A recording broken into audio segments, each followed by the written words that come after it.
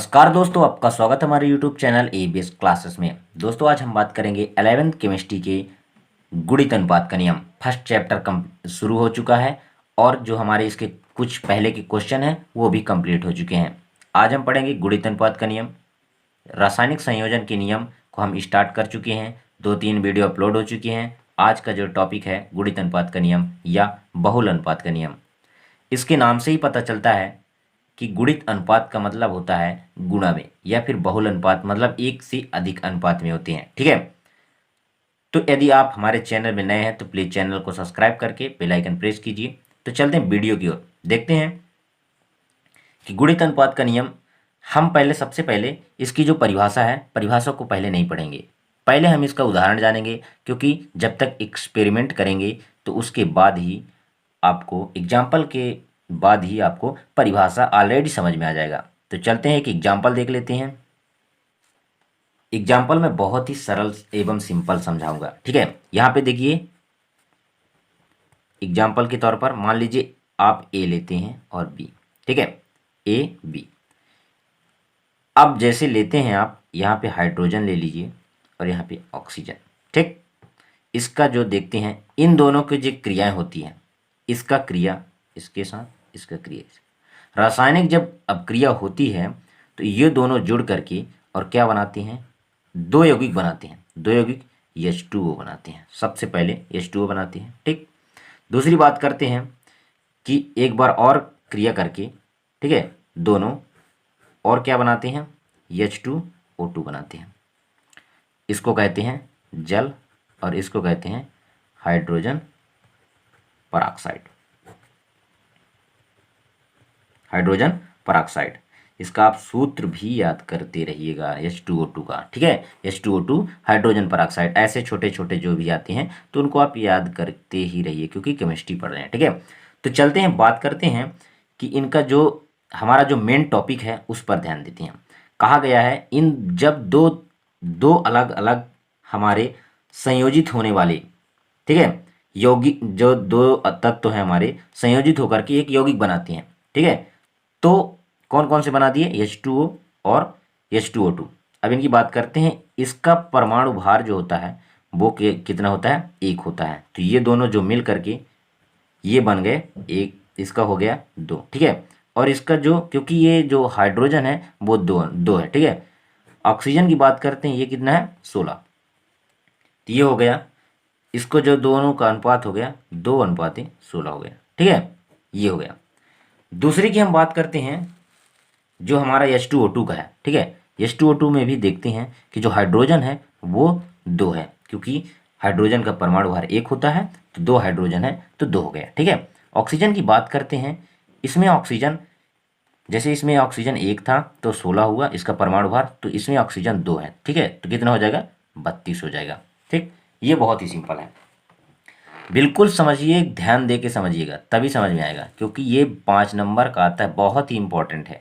ठीक है, तो देखते हैं कि इसका कितना है, 2:32 आया, मतलब जो कुल मिला के दोनों का हो जाता है 2:32, मतलब 2:32 आता है। ठीक, ये एक हमारा आया और एक ही हमारा आया। दोनों में देखते हैं कि क्या क्या सेम है। सेम हमारा क्या है, 2-2। ठीक है, और ये हो गया, ये 16 है, ये 32 है। 16 और 32 का कितना आया, 1 रेशियो, ठीक है ना, 1:2 आया। कितना है, 1:2, मतलब ये एक सरल अनुपात में है। ठीक है, 1 2 ऐसे 3 आएगा, 4 आएगा, इस प्रकार से यदि यहाँ बढ़ाते जाएंगे तो ये भी बढ़ता जाएगा, मतलब सरल अनुपात में आएगा। तो इससे ये हमें पता चलता है कि जैसे यदि हम एक को फिक्स कर दें, जैसे इसको हम फिक्स कर देते हैं, एक जो हमारा तत्व है यदि हम इसको फिक्स कर दें, इसके गुणांकों को बढ़ाते जाएं, तो हमारा जो अनुपात होगा ये एक सरल अनुपात में होगा। ये बात समझ में आ चुकी होगी। तो अब चलते हैं इसकी परिभाषा की ओर। परिभाषा बिल्कुल आपको समझ में आ जाएगा। अब हम परिभाषा को देखते हैं। कहा गया है इस नियम के अनुसार जब दो तत्व ए तथा बी संयोजित होने पर एक से अधिक यौगिक बनाते हैं तो बी के भार जो ए के निश्चित भारों से संयोजित होते हैं पूर्णांकों के अनुपात में होते हैं। अभी हम बात किए कि ए लेते हैं, जैसे हाइड्रोजन लिए थे, ठीक है, और बी लिए थे, ऑक्सीजन लिए थे। यहाँ पे आप थोड़ी सी इतना कर लीजिए। ठीक है, ये देखिए, एक हम लिए थे ए हाइड्रोजन और बी ऑक्सीजन लिए थे। दोनों को हमने किया था संयोजित किया था, ठीक है, कहने के अनुसार कि दोनों को संयोजित होने पर एक से अधिक यौगिक बनाते हैं, मतलब एक एक यौगिक यौगिक बना दिया, H2O और H2O2 बनाया, ठीक है। अब देखते हैं, कहा गया है बी के भार, मतलब बी का जो भार है, बी का जो भार है जो ए के निश्चित भारों से संयोजित होते हैं, मतलब इसका जो निश्चित भार होगा उससे संयोजित होता है कौन, बी। तो मतलब जो हमारा ए हो गया वो हमारा फिक्स हो गया, ठीक है, ये फिक्स है ए, मतलब इसको हम फिक्स कर दिए, स्थिर कर दिए, निश्चित कर दिए। और इसको बी को हम यदि बढ़ाते जाते हैं तो ये जो है कहा गया है बी के भार जो ए के निश्चित भार से संयोजित होते हैं पूर्णांकों के अनुपात में होते हैं। तो हमें एक पूर्णांक मिलता है, जैसे मिला है 1:2, ठीक है, ये जो हमारा मिला है लास्ट में 1:2, ये तो ये निश्चित अनुपात में होता है, ये कहलाता है गुणित अनुपात का नियम। बहुत ही सिंपल है और बहुत ही दिमागदार है, ठीक है ना। तो समझने की कोशिश कीजिए, वीडियो समझ में नहीं आया तो दोबारा देखिएगा। तो चलते हैं, अब दूसरा उदाहरण भी देख लेते हैं। एक उदाहरण से हम समझ चुके हैं, दूसरा उदाहरण भी इधर देख लेते हैं, बहुत ही सिंपल है। बात करते हैं कार्बन डाइऑक्साइड लेते हैं, जैसे अपन लेते हैं कार्बन डाइऑक्साइड, ठीक है। तो अपन कार्बन ले लिए और ऑक्सीजन ले लिए, ठीक है, ये दोनों क्या कहलाते हैं, कार्बन मोनोऑक्साइड। ऐसे ही छोटे छोटे आप ध्यान रखते जाइएगा, तो इसके बाद आपको धीरे धीरे बनने लगेगा। अभी आप केमिस्ट्री पहली बार पढ़ रहे हैं, ठीक है, कार्बन मोनोऑक्साइड इसको कहते हैं। और एक ले लेते हैं, जैसे कार्बन से मिलके बना हमारा ऑक्सीजन, एक ये हो गया, एक ये हो गया, ए हो गया, इसको बी मान लीजिए। उसी प्रकार इन दोनों के संयोग से बना हमारा CO2, ठीक है, ये हो गया कार्बन डाइऑक्साइड, ठीक है। अब इनको हम देखते हैं कि जो ये हमारा कार्बन का है, कार्बन का जो परमाणु भार होता है ये 12 हुआ, ठीक है, ऑक्सीजन का हो गया, ये हो गया 16, ठीक, ये 12 हो गया हमारा और ये हमारा 16 हो गया।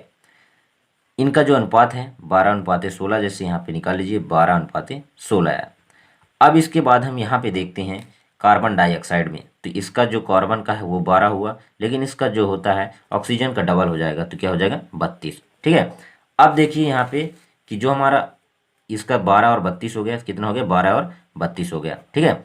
अब देखिए कि इसका जो हमारा अनुपात है वो एक निश्चित है, लेकिन इसका जो हमारा अनुपात है वो क्लियर है, ठीक है, मतलब इसको हम फिक्स कर दिए, स्थिर कर दिए, ठीक है।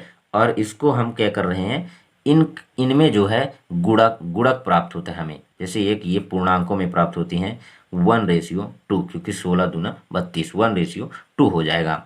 मतलब कहने का है कि जैसे इसमें कहा है कि पूर्णांक में होते हैं, कहने का अर्थ ये है, यहाँ पे जैसे कहा गया है पूर्णांकों के अनुपात में होते हैं, मतलब ये जो पॉइंट में नहीं आते हैं 1.2 ऐसे, मतलब ऐसा कुछ करके नहीं आता, पॉइंट में नहीं आता है, ठीक है, ये केवल और केवल एक पूर्णांकों में आता है। तो ये हो गया हमारा गुणित अनुपात का नियम। बहुत ही सिंपल है, बहुत ही सरल तरीके से अपन पढ़ चुके हैं, ठीक है।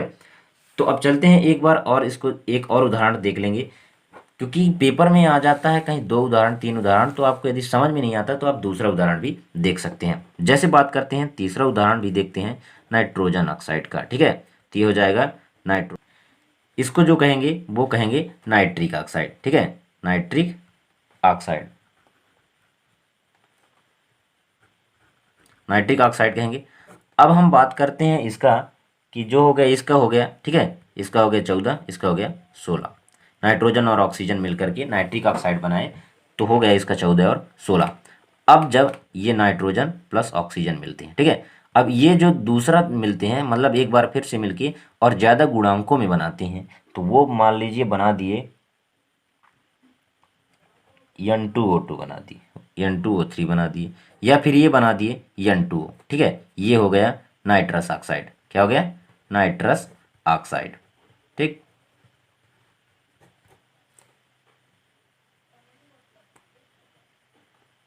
अब हम बात करते हैं इसमें, जैसे कहा गया है ये होता है, कितना हो गया इसका, इसका 14×2 = 28 हो गया, इसका हो गया ऑक्सीजन का कितना हो गया, ये हो गया 16, ठीक है। अब इसके बाद हम देखते हैं इसका कितना हो गया 14:8, तो ये जो होता है ये 16 था, यहाँ पे 8, मतलब कि ये जो है 2:1 का हो चुका है, हमारा हो गया 2:1 का। तो ये एक सरल अनुपात में आता है, बहुत ही सिंपल है, बहुत सरल तरीके से इसको याद कर लीजिए, ठीक है।